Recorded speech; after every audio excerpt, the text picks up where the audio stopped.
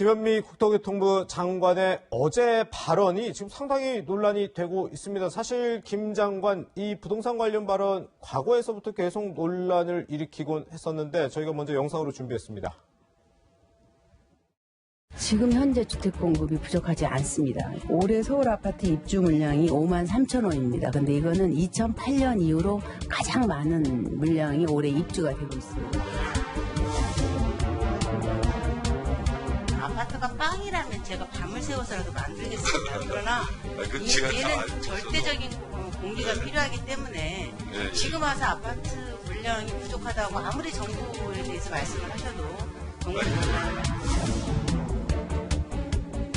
21년과 22년에 아파트가 일시적 공급이 줍니다. 그 이유는 지금부터 5년 전에 아파트 인허가 물량이 16년에 대폭 줄었고 또 공공택지를 취소를 했습니다. 상당히 많은 물량이. 네, 아파트가 빵이라면 밤을 새워서 만들겠다. 국회에 출석해서 이렇게 얘기한 김현미 국토교통부 장관을 향해서 비판들이 나오고 있습니다. 상당히 논란인데 먼저 김태훈 변호사님 어떻게 보십니까? 제가 이제 궁금한 거. 예. 장관의 생각은 지금 아파트 공급이 부족하다는 거예요? 부족하지 않다는 거예요? 이 발언만 보면 뭐 7월 달에는 아까 영상 보면 7월 달에는 가장 많은 물량의 공급도 부족하지 않다. 근데 그때 그 얘기 왜 나왔냐?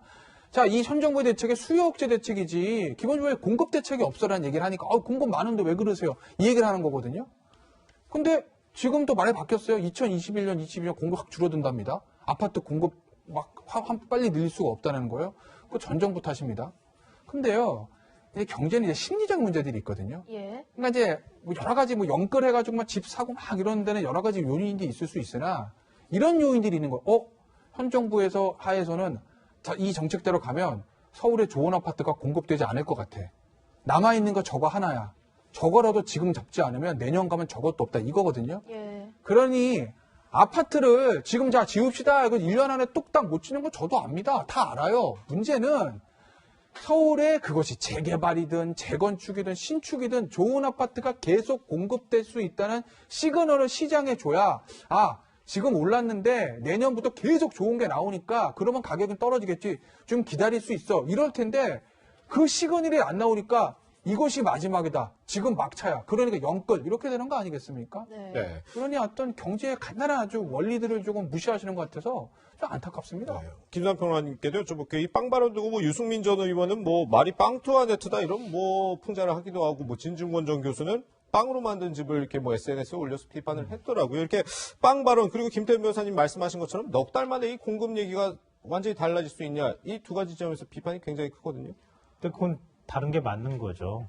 그러니까 현재 상황을 얘기하는 것하고 내년하고 내후년 상황을 얘기하는 건 다르잖아요.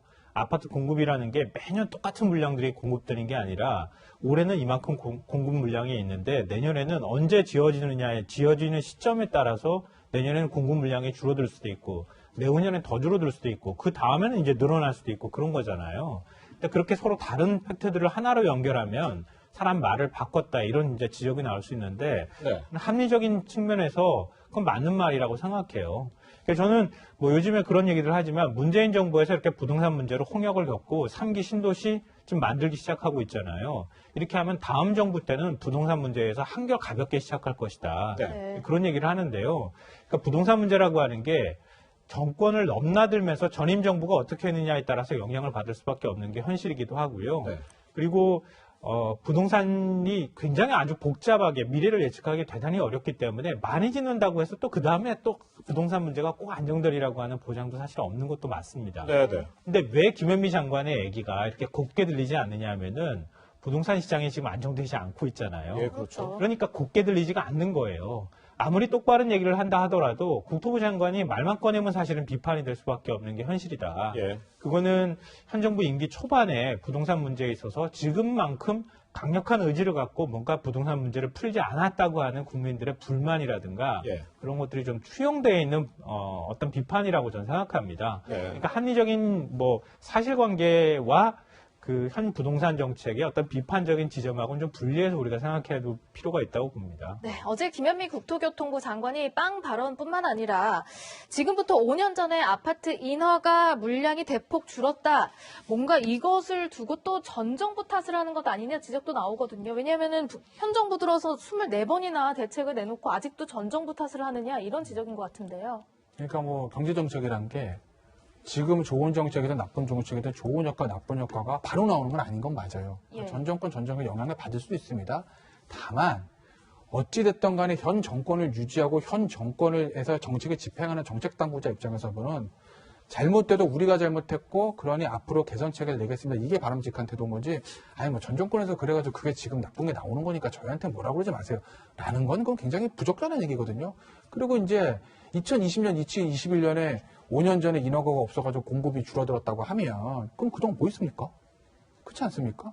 그러면 공급이 줄어들어가지고 그럼 공급 줄어들면 저 전세 시장이나 매매 시장이 불안정해질 거는 불보듯 뻔한 건데 그거는 고등학교 경제교과서만 읽어도 아는 건데 그러면 그동안에 그 부분에 대한 대책은 안 내놓고 뭐 했습니까? 아, 전 정권에서 했으니까 지금 우리는 손 놓고서 이겁니까?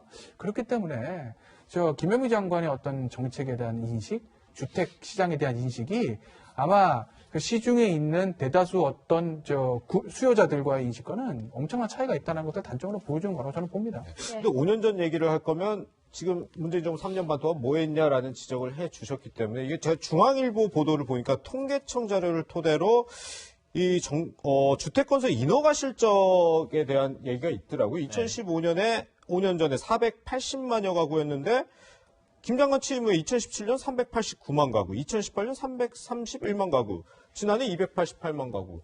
오히려 인허가 줄고 있거든요. 그럼 늘려야 됐었던 거 아닌가요? 그러니까 이게 여러 가지가 복합적으로 전 작용했다고 보는데요. 부동산 전문가의 말로는 박근혜 정부 시절에 그때 부동산, 그러니까 집 아파트 건설이나 이런 것들을 좀 더 적극적으로 했어야 된다. 지금 물량 부족이 그때 많이 짓지 않았기 때문에 그런 거다라고 하는 건 객관적인 사실에 가까운 것 같고요. 그러니까 다만 이제 현 정부 초기에 들어섰을 때 그때 부동산 투기 근절이라고 하는데 너무 집중했던 거예요. 제가 볼 때는. 공급보다요. 예, 말씀하셨던 것처럼 사실 그때 공급론이 나오기는 했었지만 대한민국에서 지금 아파트 짓는 게 공급이 부족해서 그런 거냐 아니면은 일부 투기 세력이 아파트를 두 채, 세 채, 네 채 자꾸 여러 채를 소유해서 지금 현재 아파트가 공급이 부족한 거냐 이런 것에 관한 논란이 있었거든요. 근데 그때 현 정부는 아파트 투기를 일단 막으면 그러면 한 사람이 여러 채를 사는 것을 막게 되면 다른 사람들한테 기회가 더 많이 돌아갈 것이다 이렇게 했는데 시장은 그 뜻대로 잘 안 굴러간 거죠. 왜냐하면 투기 세력이 아파트를 샀을 때 받을 수 있는 불이익보다 사고 난 다음에 얻을 수 있는 이익이 더 컸기 때문에 계속 사는 거였거든요. 그러니까 그때 초반에 아파트 공급 정책이 만약에 필요하다고 판단을 빨리 내렸다고 하면 공급 정책과 함께 강력한 부동산 투기 근절 대책을 같이 내놨어야 하는데 우물쭈물하면서 계속 시간들을 1년, 2년 보내고 난 다음에 뒤늦게 사실은 3기 신도시 얘기 나오고 오히려 더 부동산 중과 정책들을 내놨다는 거죠. 네. 이것 때문에 실기했다고 하는 비판이 함께 나오고 있는 거 아닌가 싶습니다. 그러니까 부동산 정책에 있어서 집을 단순히 공급하는 차원으로만 우리가 이해해서는 안 될 거라고 봅니다. 예. 김현미 장관의 발언이 논란이 된 게 이번은 사실 처음은 아니죠. 그동안 여러 차례 논란이 된 발언들을 한 바 있습니다. 그 영상들을 좀 모아봤습니다.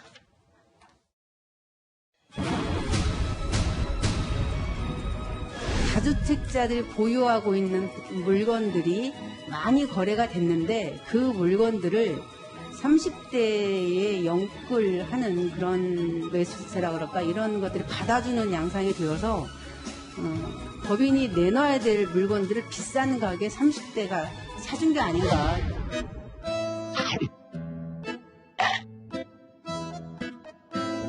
10억 아파트를 마련하는데 너무 낮은 수준이다 이렇게 생각하는데 어떻습니까? 10억 이하의 아파트들도 있습니다. 5억짜리 아파트가 있냐 그걸 물어보는 겁니다. 5억짜리 아파트도 있죠. 수도권에도 아파트가 있는 거고요. 오늘은 문촌마을 사시죠? 문촌마을은 얼마 합니까? 지금 한 7, 8억 하죠. 저희 집보다는 비싼데요. 네. 저희 집 정도는 디딤돌 대출로 살 수 있습니다.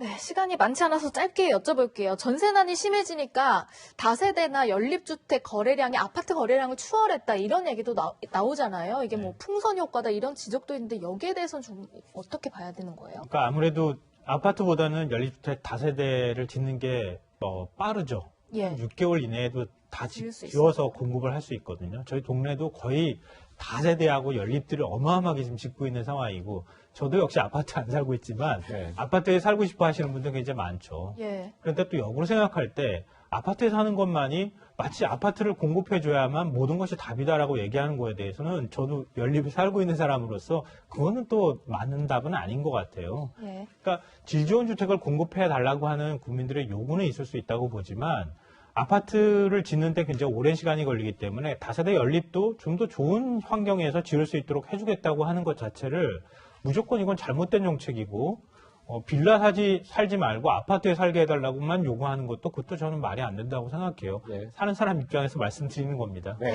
부동산 이야기 두 분과 짚어봤습니다. 두 분과는 여기서 인사 나누겠습니다. 고맙습니다.